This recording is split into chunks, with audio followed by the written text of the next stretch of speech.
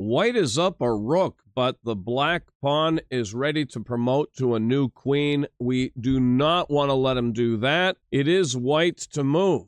Now our king has our opponent's king contained in a corridor. Connect these dots, and the move indicated is to attack on the A file. So we need to put our rook somewhere where it can access the A file. Now the problem is he is going to promote. So we can rule out rook e7, rook g7, or rook b7, because after promotes and then we slide our rook down, his queen comes over and gives check.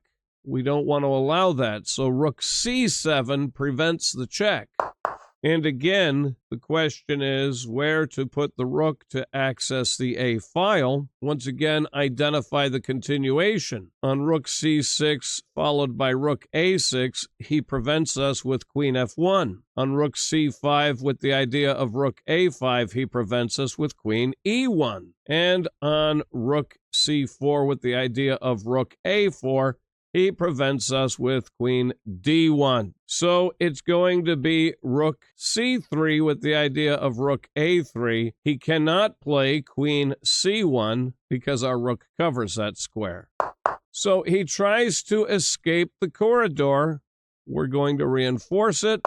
And again, and now we can't play king c5 because that exposes our king to check. So we will now give check with our rook. He'll attack our rook with his king, but we will give check and cover our rook with our knight.